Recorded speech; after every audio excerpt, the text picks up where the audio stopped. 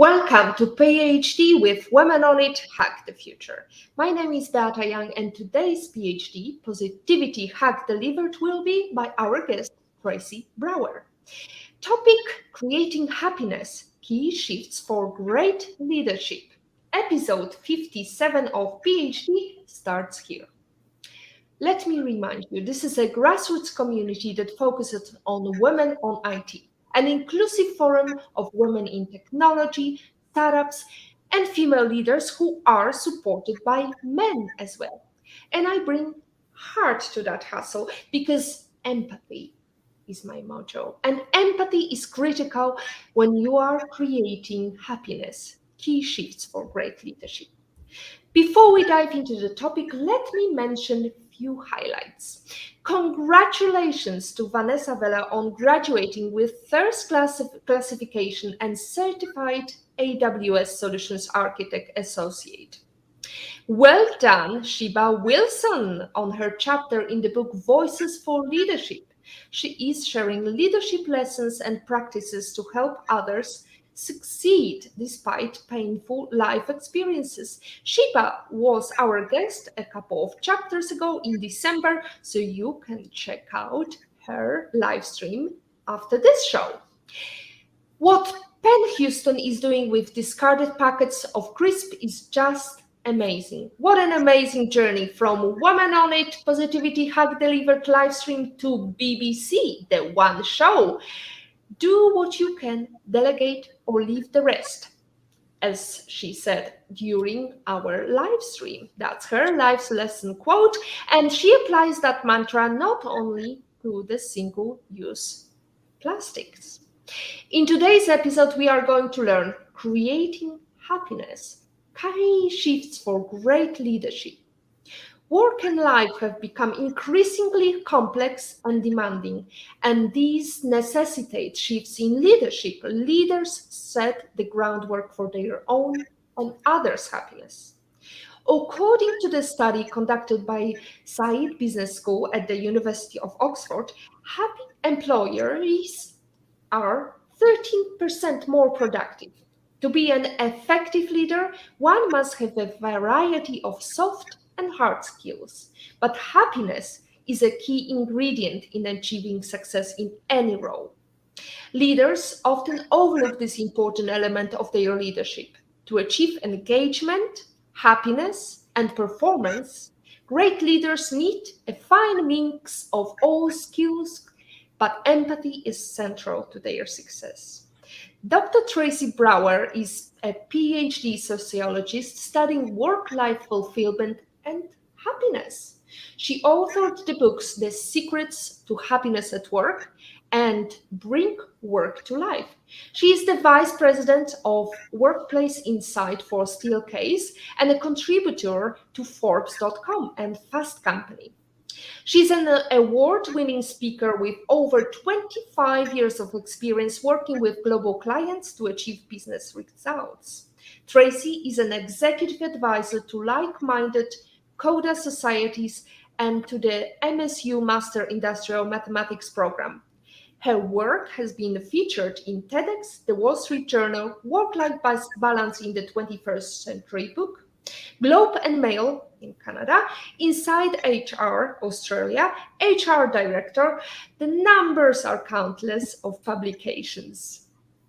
If you're aiming to develop your leadership skills, tune in, ask questions, and stay with us for the next hour. Positivity Hack Delivered is guaranteed. Let's discuss why happiness matters for great leadership, what are leadership shifts, and how technology facilitates and fosters these skills. Tracy, where in the world are you today? Thank you for having me. I'm just delighted and so impressed with your community. So I am in Michigan in the United States. I'm way on the west side of the state, close to Lake Michigan. So it's a little dreary, but it's starting to get a little warmer around here. Well, let's create happiness and positivity vibe. Today, I am in beautiful by nature Turks and Caicos Island. Providenciales is the name of this area. And I am blessed to have this conversation, actually inspired by your article when you talked about empathy economy and leadership. So we discussed the empathy economy with Dr. Jackie Taylor a couple of episodes before. And I was wondering, what does happiness, empathy has in common? How does it lie into leadership? Yeah, empathy and happiness have so much in common. One of the fundamental things that drives happiness is connections with other people. It's extraordinarily correlated. When we're feeling connected to others, we're more likely to feel happiness, joy, contentment in our lives. And so when we are empathetic, when we are attuned to others, when we are listening, when we are understanding what people are going through, and then leaning forward to not only listen, but also respond where that's appropriate, that absolutely helps us connect with others. And that helps drive happiness. And it's absolutely reasonable that we are contributing to other people's happiness. And through that process, we're rewarded for it as well. As a matter of fact, that's one of our human instincts is we tend to repeat behaviors that feel good to us. That's the way we're wired. And so when we have that reward factor, when we feel good about helping others to feel good and by being attuned to them, that drives our own happiness as well. So it's really a win-win. So repeat behaviors, is it like a mirror image we are looking for? No, I think when we're really empathetic, we're reflecting with people, we're tuning in to what they're experiencing, we're paying attention. Like when we see someone on camera virtually, or when we see someone in the office, we kind of say, are you okay today? You seem a little different. Or, wow, you seem really up today. What are you celebrating? We're attending to them, we're checking in, we're asking questions.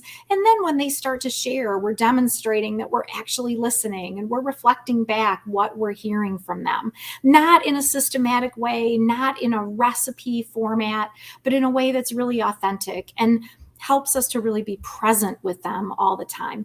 I think that's one of the things, attention is our most scarce resource today with everything coming at us and with devices all around. Attention is a scarce resource. And so part of demonstrating empathy is literally being present, being focused, not being distracted by a device that happens to be on the table next to us. So it's really that presence and that reflection toward what others are feeling and toward us being able to put that into words and demonstrate that we've heard it.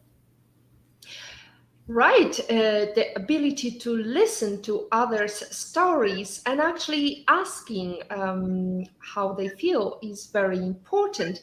I think we have a question a comment from Olga Vasina. Let's go into that comment. 13% more effective. I think happy employees are even more effective than that study, Beata. But whatever the number, it's absolutely true. I think, Olga, I hope you are happy with where you're working at the moment. We have another question, suggestion, or actually a comment from Agata Bellon. Win-win is our mantra. Way to go, Dr. Tracy. Absolutely. Why is win-win our mantra?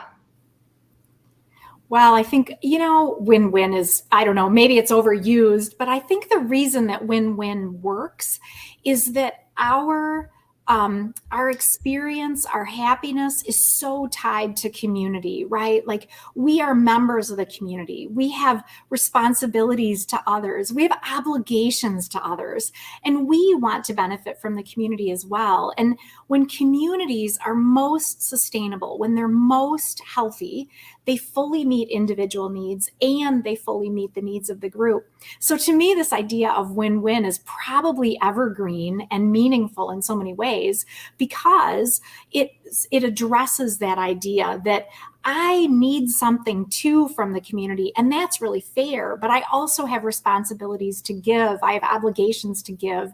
And that's a beautiful thing. When we feel like we're connected, when we feel like we're part of the scaffolding, part of the webbing of a community and of a group, that is sustainable for the community and it's rewarding for individuals. So I love that. And I love the question about the positive benefits of happiness. There's been so much research on this. I actually wrote an article that talks about the business benefits of happiness, the business case for happiness. And when people are happier, they're more physically healthy. They're more likely to set bigger goals and reach them. They're more likely to be retained in their organization.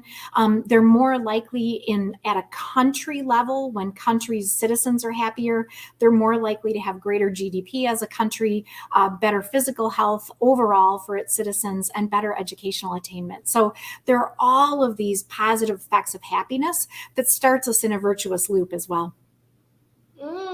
Easier said than done, Dr. Tracy, because I think it's very easy to say, well, we need to create happiness, but how to start that virus of happiness in your work environment? Yeah, start the virus of happiness. That's emotional contagion, right? That's literally the sociological term, is emotional contagion. And it's so appropriate, right? I don't know if we can use the word contagion or virus anymore in the same way ever again. But emotional contagion is when we bring our best energy, when we are working in cultures where we feel like we can bring our best, and that tends to energize others around us as well. So interesting about happiness, we have this myth of happiness which there's a constancy myth. If we're doing it right, we're always happy. But the reality is that happiness ebbs and flows, and that's okay. We can have an overall sense of joy and contentment, even if we have a bad day now and then or a season of life that's difficult. And the choices that we make contribute so much to our happiness. We're empowered to create the conditions for happiness. And no choice will be perfect. There'll be things we love about our work and things that aren't our favorite, but as much as possible to have alignment. And so when we can create those conditions for happiness, we influence other people. Sociologically speaking, the number one way that people learn is through watching other people, listening to other people, experiencing other people. So how we show up is a very big deal. We all have more influence than we even realize. And so this idea of a positive virus of happiness, or this idea of emotional contagion, are really important because they're important for us and they're important for the influence that we have on others and how we show up. Emotional contagion. I love that. I never heard of, but definitely this is the good virus we can spread. So, but there are some, I would say, unique substances, how we are born, the culture we are born in. So, for example, if you look at the Japanese culture, it's very serious. The Nordic culture is very serious. How do you break through that concept of I have to be serious to be taken seriously? That's $1 million question, isn't it? I do think that happiness looks different on different people. We all need to be authentic, right? Like none of us are happy every single day of the week. And the way that I demonstrate positivity, maybe in a much more quiet, much less effusive way than you do, or he does, or she does, or they do. And so I think we need to be really embracing of all of the ways that we can demonstrate our best self. And I think this question that you're asking is, how are we strong and demonstrating power as women, strength and confidence as people, no matter who we are? I think a lot of that has to do with authenticity, right? Like we can be absolutely confident about where we feel strength. There's a wonderful quote that I like: "You playing small doesn't serve the world."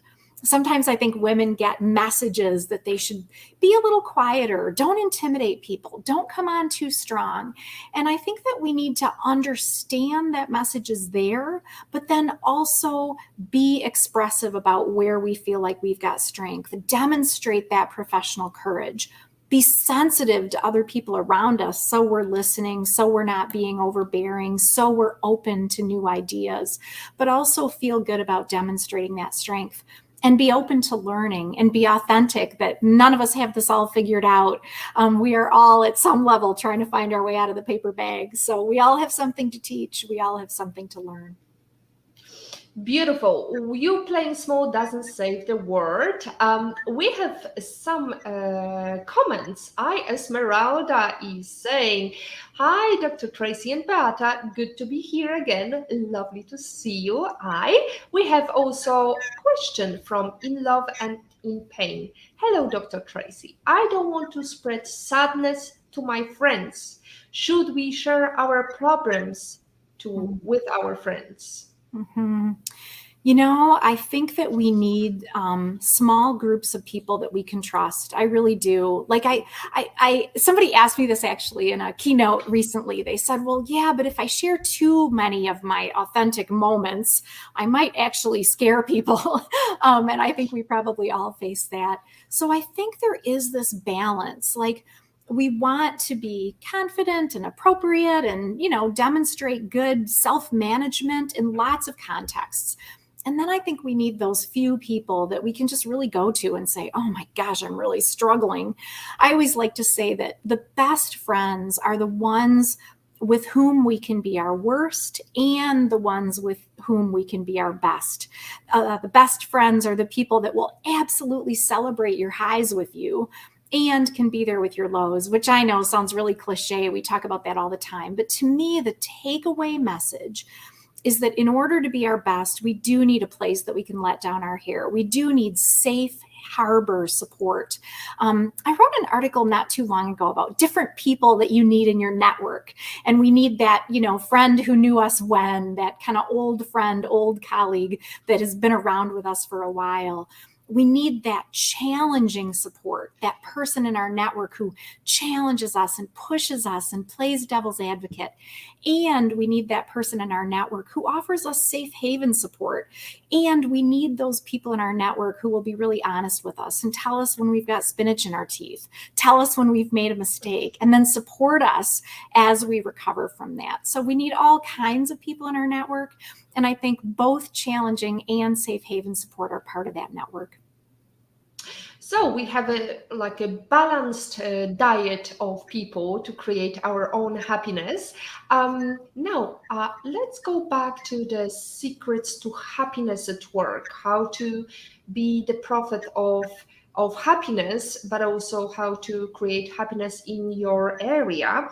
I was wondering, how do you create happiness when you know that one of your team members is suffering with mental problems? Let's say depression, which is quite common nowadays. Yeah, I think this is a really important question. One of the things that's true is that the incidence of mental health challenges have increased significantly. In one study, 75% of people were feeling socially isolated. 57% of people were feeling depressed. There were increasing numbers of people who felt anxiety and even difficulty juggling their thoughts. So the first point is that this is on the rise. The bad news is it's on the rise. The good news is we're talking more about it. This is coming to the fore. And that gives us, I think, more of a culture socially where we can really support people and be more open about that support. As we think about leadership and supporting employees who may be struggling, I think the thing we absolutely want to do is check in and ask questions. First of all, pay attention, kind of know when we see something's different. Secondly, check in and ask questions. I hear a lot of leaders ask me, I don't want to be intrusive. I don't want to be invasive, TMI. I want to be really, really respectful. And I think what leaders really need to do is just ask the question. And then they can take cues from the person. Do they want to talk about it? Do they not want to talk about it? And I think the other really important thing for leaders supporting people who may be going through hard times is the leader doesn't need to be a social worker. The leader doesn't need to be a mental health professional, but they do need to demonstrate that they're present and attentive. And they need to know the resources they can connect people with. So if there are HR resources, if there are EAP, employee assistance program resources, if there are resources associated with their organization or even within their community, I think those are the things that leaders need to be prepared for. So again, the human element of this is checking in, paying attention, and then being able to support people through resources and not put lots of pressure on ourselves that we need to be mental health professionals. But it's always a really good idea when we're demonstrating that connectedness, that empathy. Right. It's also quite difficult for majority of team members when you're working in the hybrid environment. How would you approach that challenge of not being able to speak face to face? Yeah, hybrid introduces whole new challenges, doesn't it? It's kind of the best of both worlds at some level, right? We have more choice, we have more opportunity for where we're going to work and when we're going to work, but it can introduce more distance, and that distance can be detrimental to our relationships. I think for me, a really big part of hybrid is intentionality, right? Like when we're hybrid, we're more intentional about where we're working, what we're doing, which location serves us best, how we're working, when we're working. And because we have more choice, we can be more intentional about some of that. And at the same time, we're intentional about getting our work done and the tasks and wonderful responsibilities that we are that we feel like we're making our contribution to. We are also needing to be more intentional about relationships and how we stay connected. So that might look like setting up a meeting when we normally might meet somebody in the hallway. That might look like more IMing. That might look like meetings where we spend just a little more time at the beginning with chit chat, right? Like sometimes I think we have this view in corporate America or organizations anywhere, like we want to get down to business and we want to be task focused. But if we're not seeing each other in the work cafe or the hallway, that moment at the beginning to kind of get grounded and feel connected can be especially important. I think we can also be intentional about where we meet up and if we're going to spend some time face to face and creating opportunities to do that. There's some wonderful research on friendship. And there are lots of people who don't feel like they have a close friend, period. But one of the things that we also know is that 75% of friendships are made at work. And there's another study, I'm not going to get the number right. I think it's 82% of our diverse relationships come from work. So work ends up being a fairly social experience, even for introverts, right? You may only want a couple of close friends. You may not need lots and lots of friends. That's totally cool. But work ends up being a place where we get to know each other, where we get to know each other's talents and capabilities. And so the workplace, when we're really intentional about our work, intentional about how we connect, intentional about staying connected, it can absolutely be a place where we're quite nourished with relationships. Beautiful. I have to write down all the quotes that you just gave me. It's quite a labor-intense moment, I have to say. So, Tracy, I'm wondering, do you see, do you recognize what are today's leaders challenge have the most challenging work nowadays, or where they fail the most at the moment? Yeah, this is so tough. Like leaders are in such a critical moment right now. Like I always say, there's a leadership laser. That's always been true. This is, people tend to focus on leaders. They tend to really listen, like, oh, the leader used that word and not that word. What does that mean? Or the leader walked in and they had this look on their face that day. What does that mean, right? People tend to focus on leaders anyway. But in this moment of chaos and difficulty and all that we've been through, leaders have additional pressure because they're like the single source of truth a lot of times. Like people are saying, there's so much coming at me. What should I do? What does it mean? And so leaders end up with this responsibility to talk about what it means to help people understand, like, what does it mean for our organization? What does it mean for you? What does it mean for your job? What does it mean for our department?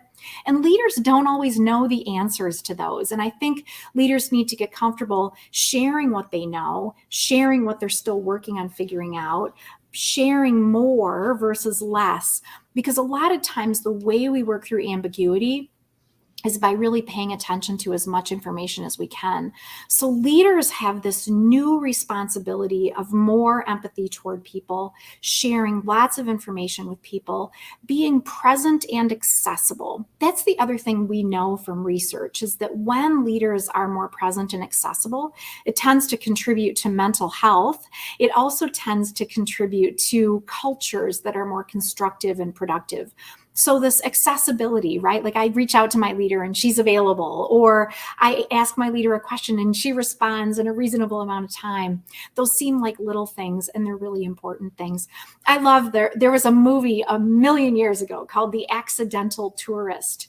And I don't know if it was the best movie in the world, but the really cool thing about it is the title, right? Like sometimes I think leaders are absolutely models and examples for others, and they don't even mean to be, right? Like a leader doesn't mean to be all that and all that arrogant, but because people are focusing on leaders end up being in this kind of accidental role of being models for others. So leaders won't be perfect. Leaders can be authentic about not being perfect. But when leaders show up in an accessible way, a present way, a way where they're sharing information, a way where they're empathetic, those all contribute towards success. Well, we've seen in a couple of examples, some leaders are sharing their vulnerabilities. And how does that impact the happiness at work? Because being vulnerable, it's not really being happy, right? Quite often they are sharing their struggles with health problems or with their family problems. What would you be your advice, Trey? Yeah, I mean, this goes back to absolutely leaders generate trust and credibility when they are open and vulnerable. And again, they're being selective about that. They're not kind of, open kimono all over the place. They're being smart and selective.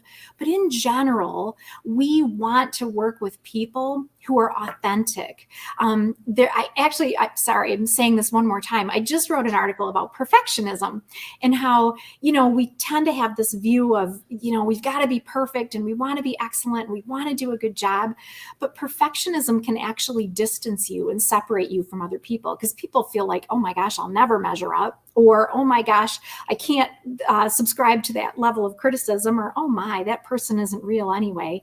So when we are vulnerable, it generates actually trust and credibility. When we ask questions, when we look for information from others, when we are clearly open to learning new things and open to diverse points of view, those are a very big deal for leaders. And so that vulnerability is also important because it tends to bond us with others.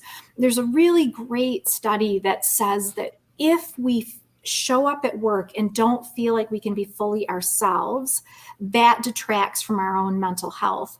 And leaders need to have the opportunity to have their best mental health too. And that means being able to show up and be real. One of the things I think the pandemic has done for us is it's given us a window into people's lives, right? We hear their dog barking, or their child comes and sits on their lap during a meeting, or we hear that they're going to take stew to an elderly neighbor after the meeting is done.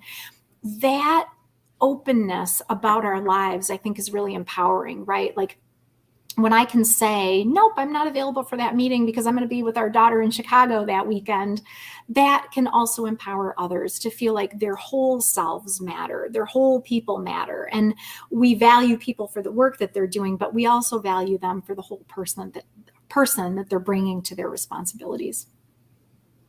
So the leader should not be seeking perfectionism, because it's not possible to be perfect. But on the other hand, a leader is attracting people in the vicinity, and also whoever is in the team of that leader is reflecting their work. So let's say there is somebody who is not quite perfect in your vicinity. And what would be your advice? How would you react, Tracy, being a leader of somebody who's slightly behind everybody else? Yeah, it's a really, really great question, right? There's a great quote I like, that a culture is significantly determined by the worst behavior it will tolerate. And so what that says to me is that, you know how sometimes we'll have people around us and we'll be like, wow, that you'll hear this at an organization, right? Wow, that person is, really, really a nice person, but they can't quite get it done, but they're so nice and their behavior is not being dealt with, right? Or maybe there's somebody who's brilliant and they're a rainmaker and they're bringing in sales, but they're not the greatest person to work with. I think we need to really hold each other accountable, hold team members accountable for all of those elements of performance, our task performance, our relationship performance, our fit with the culture, our ability to stretch with others. And so when we see people that aren't measuring up, aren't performing in the way that they need to perform, I think we want to obviously give them that feedback, give them time to improve, ask questions in order to understand if there are things that are getting in their way, barriers that we can remove, and then finally really hold them accountable if it's not a great fit. Because if it's not a great fit and somebody isn't performing brilliantly, they usually know it and they usually can find something better somewhere else. I heard a CHRO say one time that she was talking about the interview process, and she was saying, there is absolutely the right job for you. It may not be with our company, but there is a right job for you. So the right answer, right, is helping people to be their best and fit, even if it's not in their current role. So helping them to grow, helping them to find other things where that's necessary. And I think there's a little debate about perfectionism too, right? Like we absolutely want to be excellent. We absolutely want certain things to be perfect. The next time I board an airplane, I want that pilot to do his or her job perfectly. And it's also reasonable for us to kind of push back on ourselves and say, gosh, what are the places where we absolutely need perfection? What are the places where we can absolutely be excellent and where we can invest our energy in the right kinds of things, where we're not overthinking, over processing, over obsessing?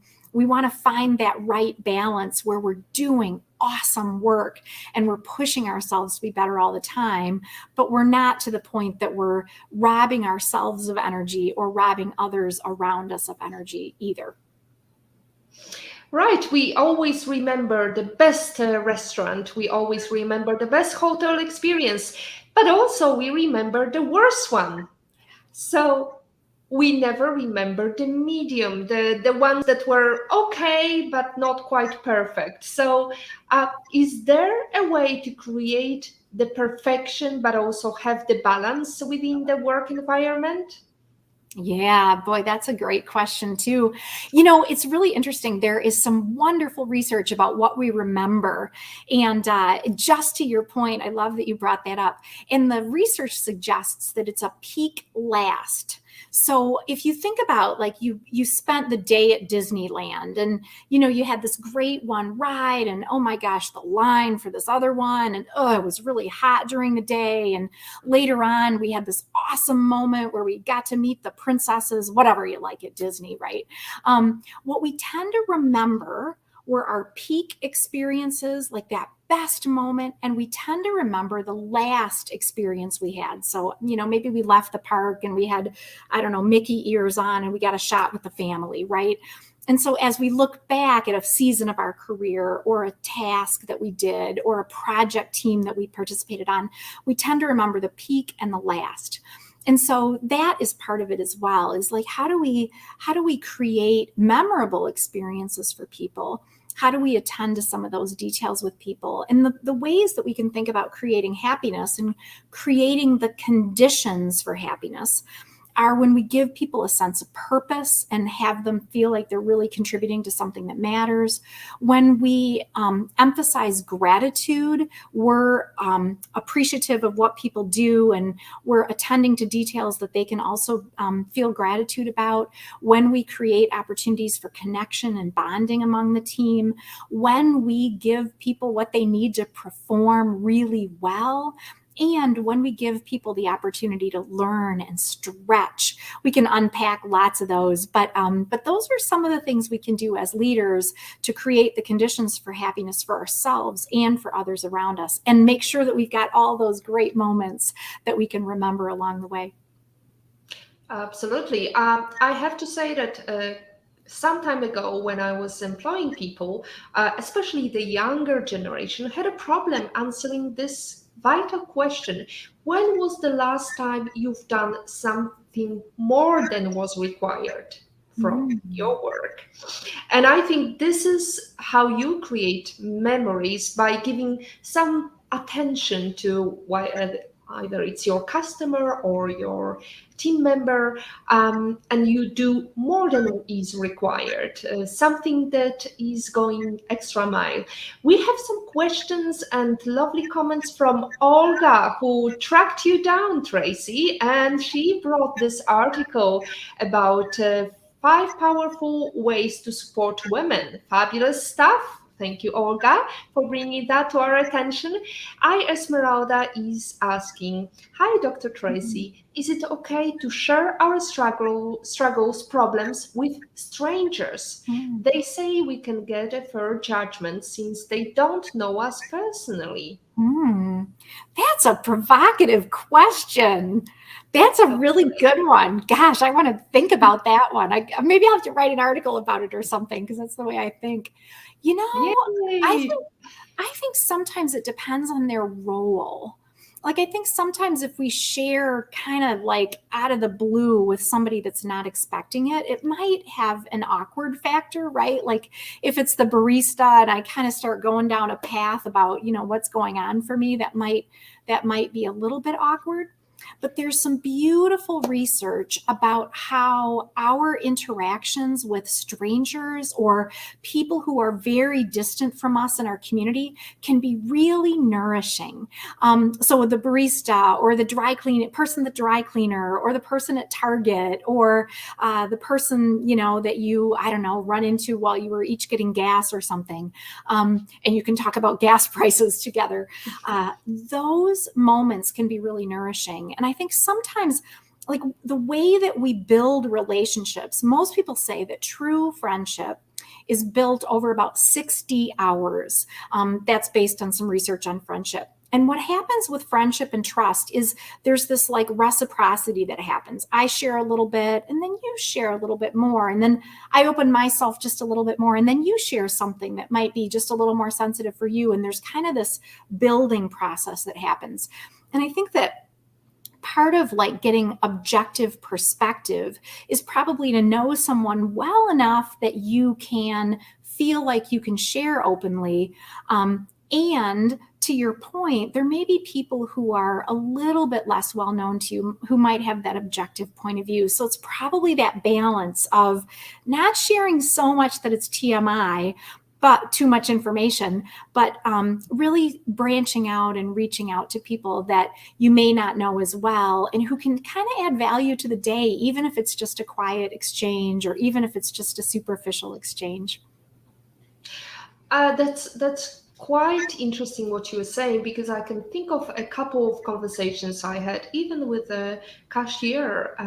It's very interesting when you approach them with a completely different mindset, rather than automatic saying, I'm great, how are you? You actually meaningfully ask, or say how your day was, because I think it was quite shocking to me when I was approached by my husband. I talked about some things when I was all these years back in London working in a store, and he asked me some meaningful question, and I thought, well, this is somebody very interesting, and he's actually asking me that question not just out of politeness, but because he's interested.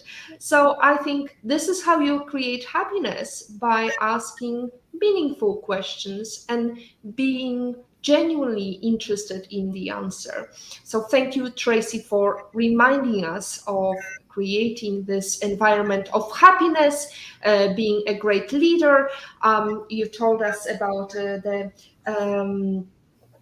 distance that is stifling our culture of our leadership roles, and also about the fact that it's very challenging to be a leader in the post-COVID world. Now, you talked about what most leaders fail at doing. What do you think or if there is a difference between female leaders versus men leaders. And I'm not trying to create here a battle of sexes. Did you notice something, or you've got so much research? Maybe we can hear something interesting. Yeah, absolutely. I think there is some great new research. I just published it in an article called The Good, the Bad, and the Ugly, research on women and leadership.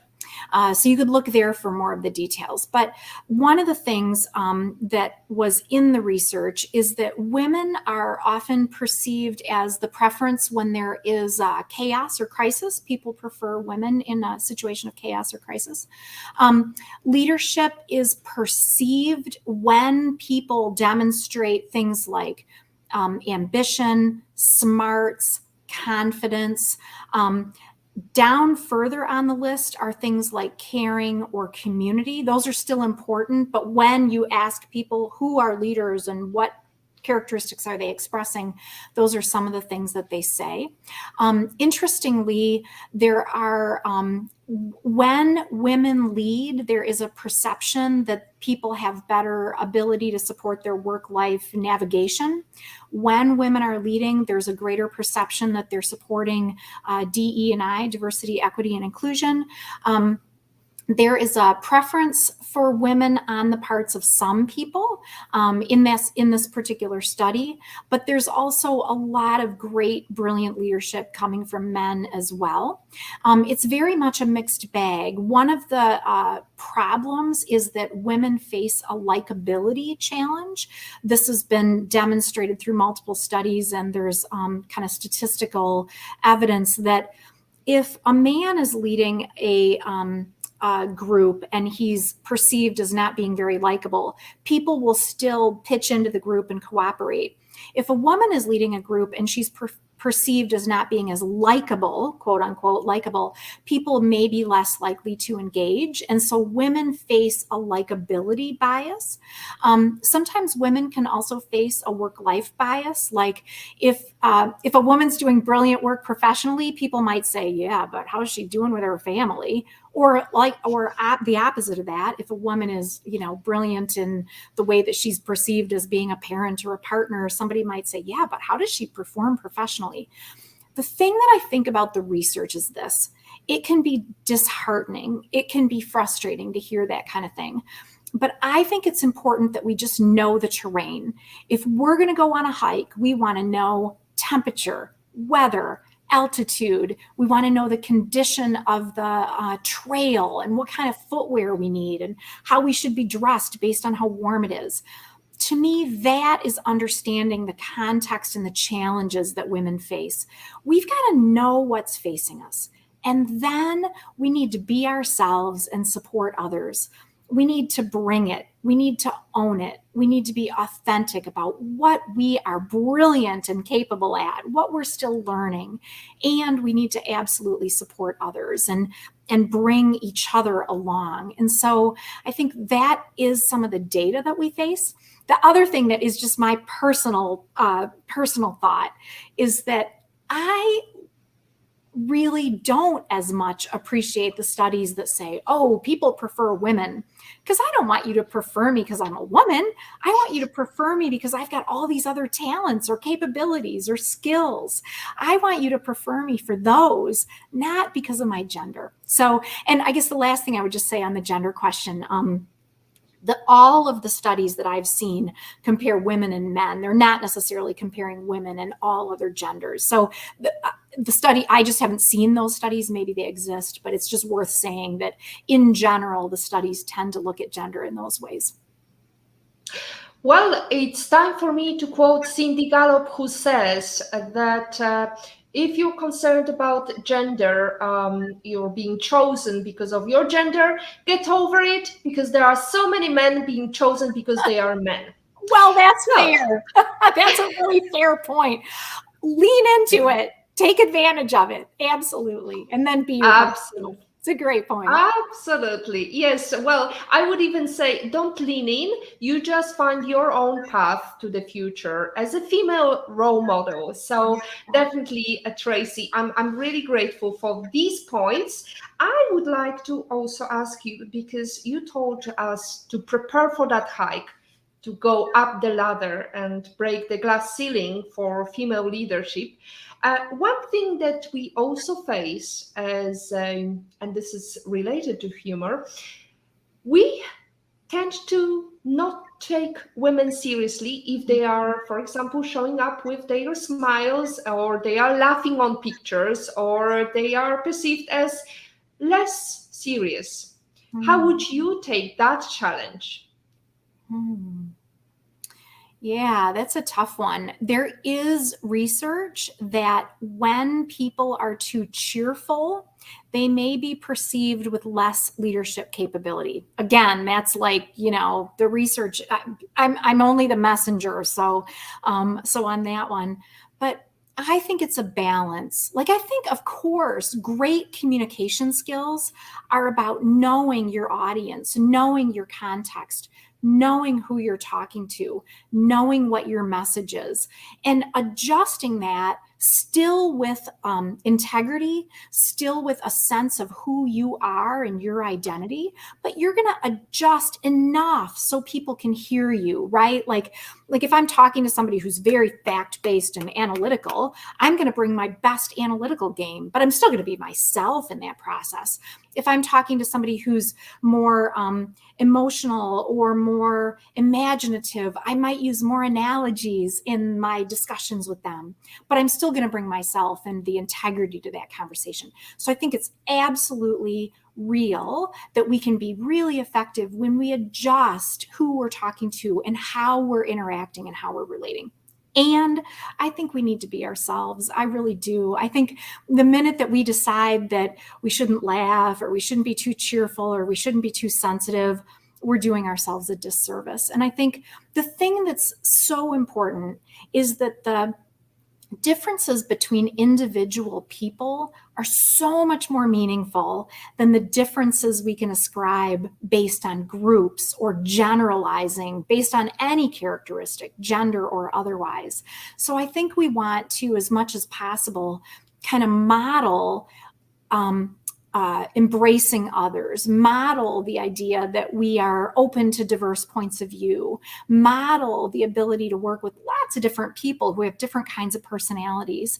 And when we can kind of bring that to the community, then I think we also earn the right, and we get this right anyway, to be ourselves. And so when we model that behavior of being ourselves, I think we make the whole community smarter, better, and stronger. Well, another point I would like to make, Tracy, is diversity of thought, because apparently this is quite often missing, and we have to welcome other points of view and create this environment of happiness about new, different ideas, whatever might happen. And now we have questions and comments from Olga Vasina. Olga is saying, way to go, Esmeralda, you're inspiring our brilliant guest today. Now there is a win-win. Indeed. And we have a comment from Patrick, EIPO Vid. How fascinating, Dr. Tracy Brower, that it takes 60 hours to get to know somebody, but 10,000 hours to master a skill. Clearly, humans have more intuition to meet new friends than they may realize. Oh, that's a cool point. I like that. There you go. You're not the only one bringing these quotations and interesting statistics. We have a question from Marianne. Hello, Dr. Tracy. Thank you so much. So many insights. I learned so much from you. Well, Marianne, I'm sorry you don't have questions. Usually you have questions. So we do not have any more time for more questions. I love Tracy's personality, Natalie says. That's great to hear that, Natalie. Thank you so much. Now, we have got time for our special questions now. Tracy, what advice would you give to females to help their career as a leader?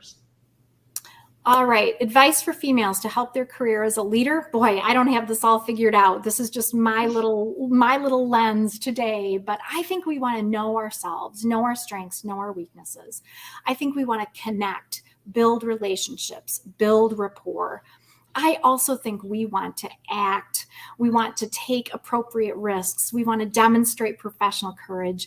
And then I think we want to reflect, just really always be thinking about what worked well, what worked less well, what might we do differently the next time. So I think those 4 things are a very big deal in terms of advice for all of us, in terms of our career, in terms of the way that we lead. Absolutely. And also I would add your point that you made earlier, preparing for that hike. And it's not short run. It's a long marathon.